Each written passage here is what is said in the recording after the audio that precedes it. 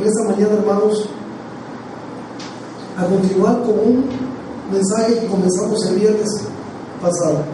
Por eso es muy importante, yo los invito a que hagamos un esfuerzo, hermano, nada más nos reunimos 2 veces por semana. Porque bueno, entendemos que todos tenemos actividades, trabajo, situaciones en nuestra vida, ¿verdad? Pero 2 reuniones para que hagamos el esfuerzo de poder venir por lo menos a esas 2 reuniones. Como dijera el rey David, una cosa le he mandado y esta buscaré. El rey David, ¿qué quería el rey David? ¿Qué es lo que le había pedido a Dios y le había demandado a Dios? Que él pudiera estar en su casa todos los domingos. ¿No? Dice, todos los días de mi vida. Debe ser un anhelo el poder estar aquí, porque aquí es donde Dios envía bendición y vida eterna. No es ahí en tu casa, aunque te quede en tu casa ahí, y aunque tú me digas, bueno, hermano, ahí me quedé, pero me quedé orando, leyendo. Sí, pero mientras tengamos reuniones en la iglesia, que efectivamente son viernes y domingo, deberíamos estar aquí. Hacer un esfuerzo por venir, ¿verdad? Obviamente aquellos que trabajan, que su horario de tarde, pues de modo, ¿verdad? Oren a Dios para que Dios les permita, que le conceda otro trabajo y puedan ellos participar de las bendiciones de Dios. Acordémonos que ya Cristo viene pronto. Dice el apóstol Pedro, sabemos que todas estas cosas van a ser deshechas por fuego. ¿Cómo no debemos vivir santa y piadosa manera? Olvidándonos que tú te estás preocupando y afanando por tu casita, por un terrenito, por la casa, cuando no sabes que hoy puede ser a lo mejor nuestro último día sobre esta tierra. Hoy puede venir Cristo y levanta su iglesia. Y ahí te quedaste tú, ¿verdad? Dándole. Dale, pues dale. Bienaventurado dijo el Cristo, que cuando Cristo venga, haya a su siervo haciendo conforme a su voluntad. Qué maravilloso. Créanme, se los digo, debemos pensar esta cosa. Y vamos a hablar próximamente también acerca de esto, que Dios puso en mi corazón hablar sobre las cosas que nos advirtió Cristo antes de su venida. En Lucas capítulo 21, el Señor, hablando de la señal del fin del mundo, Él nos dice, miren por vosotros mismos, que no se cargue vuestro corazón de glotonerías, de embriagueces y de los afanes de esta vida. Hay un peligro que existe ahora mismo en la iglesia, que en estos tiempos, ¿verdad? Los afanes, hoy vemos tantas cosas que hoy estamos experimentando como sociedad, que todo va revolucionando, no termina de salir una cosa y ya está saliendo otra, y así estamos, y hay una opresión de parte del mundo y del diablo hacia nosotros por todas estas cosas que anhelamos y nos desviamos del verdadero sentido que tiene la vida y que solo Cristo nos puede dar. Acordémonos de su palabra que dice que la vida del hombre no consiste en los bienes que poseemos. Y este mensaje va en contra de todo lo que la mayoría de las iglesias desgraciadamente están predicando: prosperidad, riqueza, establecer el reino. Si el reino no lo vamos a establecer nosotros, lo va a establecer Cristo en el milenio, cuando Él venga, ¿verdad? Y ponga su pie en el monte de los olivos. Y Él entonces atrape, mande a Satanás, lo aprese y lo lleve encarcelado por 1000 años al abismo, y después, esto dice la Biblia, volverá a ser soltado. Entonces, mientras tanto, tenemos que seguir en este mundo, pero entendiendo, como lo hemos dicho aquí, bien claro cuál es nuestra meta. Como dice Hebreos 12:2, puestos los ojos en Cristo Jesús, el autor y consumador de la fe. Y dice Pablo, ¿verdad? Prosigo adelante hacia la meta del supremo llamamiento de Dios, que es en Cristo Jesús, olvidando ciertamente lo que queda atrás. Ya lo que hicimos ayer o antier, eso ya quedó atrás, no podemos hacer nada, el futuro es incierto, no sabemos si mañana vamos a abrir los ojos, pero lo que sí sabemos es que hoy es nuestro presente. Si oyeres hoy su voz, dice la palabra, no dudes en nuestro corazón. Si Dios te habla, ¿verdad? Y nos ha estado hablando a través de su mensaje y de su palabra, pues hazlo, porque si no, cuidado, hay un peligro cuando nosotros no obedecemos a la Biblia. Cuando tú no obedeces lo que estás escuchando, te entra por aquí, te sale por acá. Ojo, dice la Biblia que lo podemos endurecer. Puede haber en nuestro corazón, puede haber un consejo malo de incredulidad. O puede ser que cuando nosotros no hacemos lo que Dios nos manda, dice la Biblia que Dios envía entonces un poder engañoso para que creamos la mentira. Cuidado, porque pensamos que no pasa nada, bueno, yo sí vengo y no, Dios, cuando Él vino a nuestra vida, vino a producir un cambio radical. Hoy hay muchos que se dicen cristianos, pero no hay ningún cambio en su vida. Siguen siendo la misma persona, solo que ahora traen, ¿verdad?, una Biblia bajo el brazo y van a un domingo a una iglesia o a una célula de semana.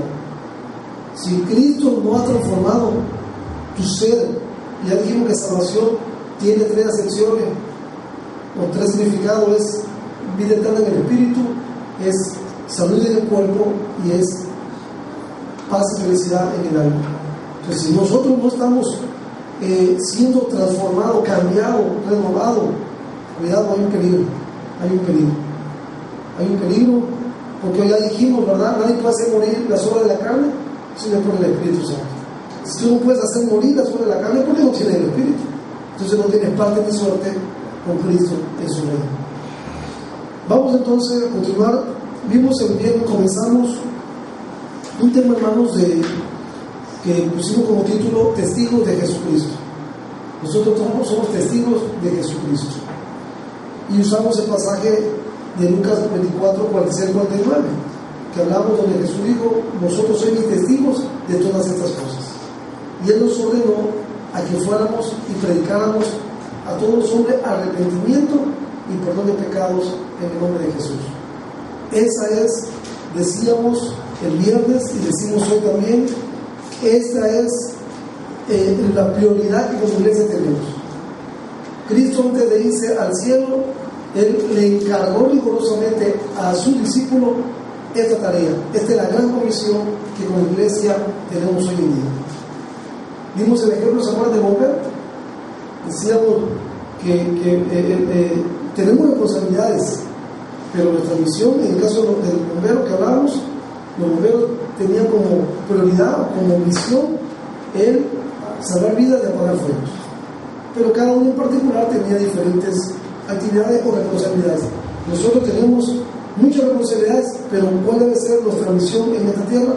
Predicar el Evangelio de Jesucristo, que es lo que estamos viendo y vamos a seguir viendo a través de estos mensajes. Ya vimos pues, y para eso vimos 2 palabras importantes.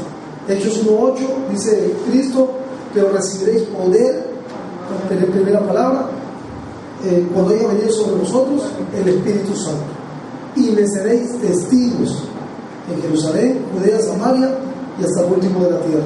2 palabras. Cristo nos da un poder. ¿Para qué nos da Cristo el poder que es el Espíritu Santo? Dice ahí, para que seamos testigos de Él. Y ya vimos qué cosa es testigo, ¿verdad? Decíamos, testigo es la palabra martureo, que significa mártir. Uno que está dispuesto a testificar. ¿Hasta dónde? Hasta la muerte, comentábamos ese día. Bueno, vimos también que esta palabra testigo es alguien que certifica aquello que ha visto y ha oído o que conoce. Ese es un testigo. Entonces, Dios nos da un poder. Acuérdense, Lucas 24, el Señor dijo: no se vayan. Estaban todos los discípulos ahí cuando Cristo se enviara para que se vayan corriendo por todo el mundo a predicar el Evangelio, porque esa fue la encomienda. ¿Se acuerdan ustedes de Marcos 16, 15 y 16? Y por todo el mundo y predicar el Evangelio a toda criatura. Entonces ya estaban los discípulos, ¿verdad?, para hacer esta tarea, pero Cristo dijo: espérense, no vayan, porque para que puedan ir necesitan ustedes recibir el poder. Necesitan recibir poder. Hay lo que poder es la palabra dunamis, que significa capacidad inherente para hacer algo. Es poder en acción. Para poder llevar a cabo esta tarea que Cristo nos encomendó, no a la sociedad, no a los gobiernos, no a las religiones, sino a sus discípulos, a los que seguimos a Cristo, dice Cristo entonces, a nosotros nos da Cristo esta bendición de poder proclamar su santo Evangelio, de poder ir al mundo y predicar el Evangelio. Pero para ello Cristo, asegurar el éxito de su tarea, dice: necesitan poder. Poder primeramente para testificar, para hablar. Necesitamos poder para poder hablar, para no avergonzarnos. Y en segundo lugar, también poder, porque efectivamente no son nuestras palabras, es el poder del Espíritu Santo el que convence a la persona del pecado, de justicia y del juicio. Entonces dice el Señor, ¿verdad? No se vayan hasta que están investidos del poder. Y una vez eso sucedió en Pentecostés, ¿se acuerdan ustedes? Pentecostés, Pedro, estaban ahí todos los 120 reunidos en el aposento alto, cuando vino sobre ellos de repente, ¿qué cosa? El Espíritu Santo sobre su vida. Y la prueba está que entonces Pedro predica la primera vez. Varón, esto es lo que decían las Escrituras acerca del Cristo, y ahí empieza Pedro a predicar y se convierte en ese primer día, ¿cuántas personas? 3,000 personas. 3,000 personas. Ahora ya nos damos cuenta de la efectividad de lo que Cristo estaba diciendo. Ustedes sin poder no pueden predicar, sin poder ustedes no pueden ni hacerlo ni que la persona la escuche, porque esa es una obra del Padre. Eso es lo maravilloso. Por eso no tenemos que temer al abrir nuestra boca y predicarle a alguien. ¿Y qué le diré? ¿Y si me equivoco? ¿Y si hablo mal? ¿Y si hablo chueco, atravesado? Me como la palabra como un servidor, ¿verdad? Y a veces esa cosa nos atemoriza para poder abrir nuestra boca. Pero cuando yo entiendo que no soy yo, que es Dios el que convence, no es el elocuente, no es el que habla bonito, no es el que tiene doctorado, título, profesión. No, señores, Pedro era sin letras y del vulgo. Indocto significa la palabra vulgo. Sin letras. Dice, y los del concilio se maravillaban. Oye, ¿cómo estos hombres pueden hablar de tal manera? Y reconocían que habían estado, porque habían estado con Jesús. Pues es Dios el que va poniendo en su boca, dice la Biblia. No os preocupéis de qué cosa vas a hablar, porque vuestro Padre pondrá en su boca por el Espíritu Santo las palabras que tienen que decir. Así que no temamos nosotros abrir nuestra boca. A veces buscamos, yo recuerdo, mi esposa le regaló un video a un doctor, compañero de trabajo, su jefe, por cierto, para obviamente buscando llevar el mensaje de lo que estábamos hablando. Es un señor que anda picando como flor aquí, de aquí a allá y en todo lado. Entonces, ¿y cuál fue la conclusión de este doctor? Oye, pues el video, fíjate que yo te recomendaría que me diga a tu esposo que platique más, que se documente más, para que tenga mayor fluidez de palabras, para que pueda, o sea, más bien no se lo regaló para que me juzgara y me criticara o me evaluara, se lo regaló para que escuchara el mensaje de la salvación. Pero finalmente te das cuenta que ese fue por qué, por lo que mucha gente busca. Un edificio grande, hermoso, multitudes, que aquí haya música en vivo, que aquí haya el clima, que aquí hay, ¿verdad? Aquí regalen despensa, y la gente se va por las apariencias y dejamos a un lado el poderoso mensaje de la palabra de Dios. No es importante la palabra. Y a veces no se crea, yo digo, me voy a meter a estudiar y voy a lingüística y cuanta cosa para no regar a veces. Pero digo, pero es que no se trata de lingüística, se trata de que finalmente tu vida y mi vida sean usadas por Dios, pero para que puedan ser, nosotros somos instrumento útil, tenemos que despojarnos y limpiarnos de otra cosa.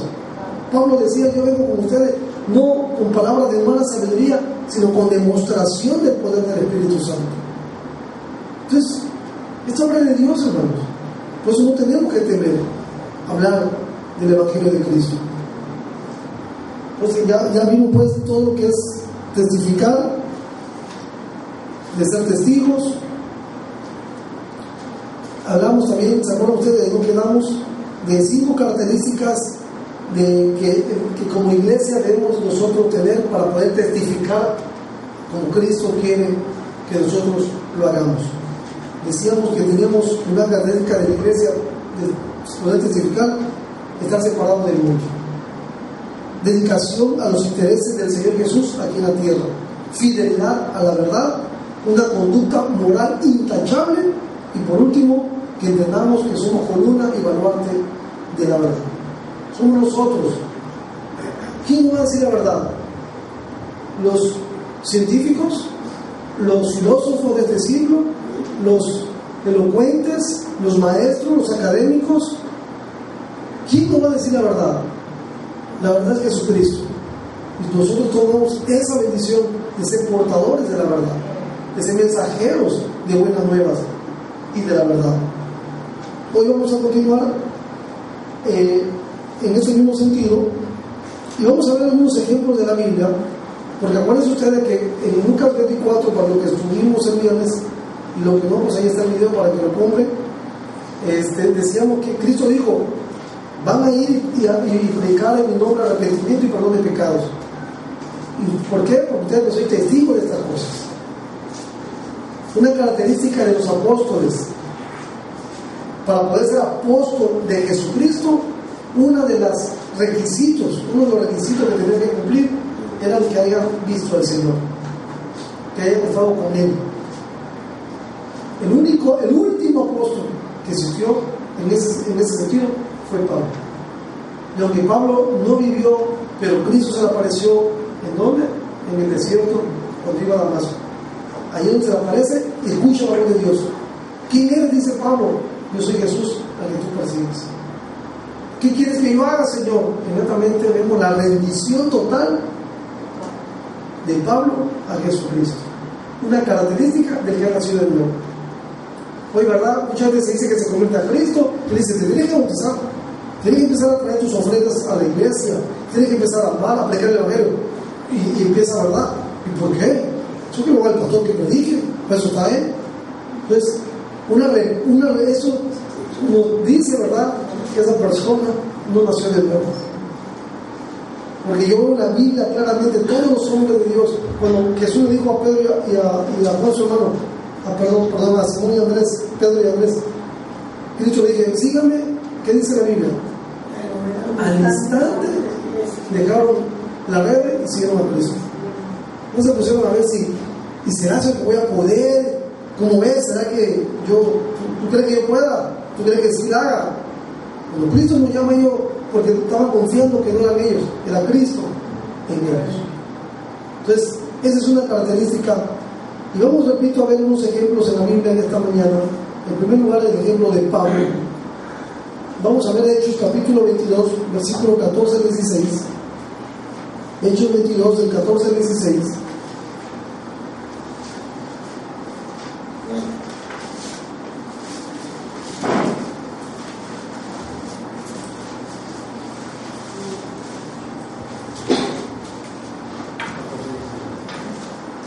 Hechos 22, 14 al 16.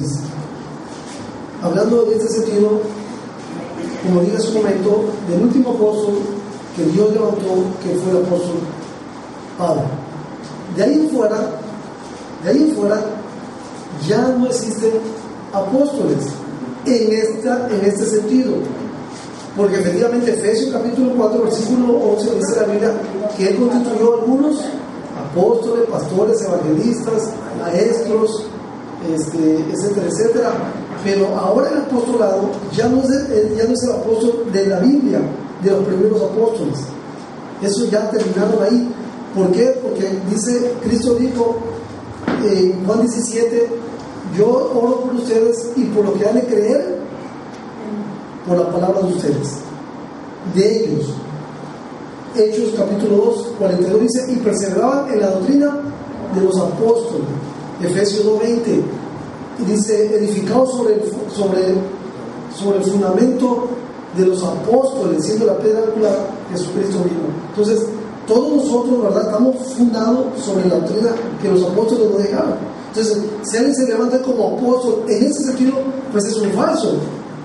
Si alguien me dice: yo ahora soy el apóstol fulano y tal, como desgraciadamente estamos viendo un uso excesivo y mal empleado de apostatitis y de apostolitis y de profetitis, que desgraciadamente se han levantado, que ahorita los profetas, los apóstoles, y cada cosa es lo que hoy estamos viendo, cuando la Biblia dice que el apóstol hoy en día, conforme a la palabra griega, es uno que levanta iglesias.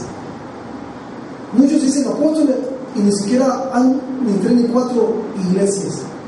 Un apóstol es aquel, ahora en día, es aquel que tiene ese don de Dios para poder ir a un lugar y edificar una iglesia, levantar un grupo de hermanos y que se constituya una iglesia. Luego a otro lugar y ahí lo mismo. Ese es un apóstol hoy en día.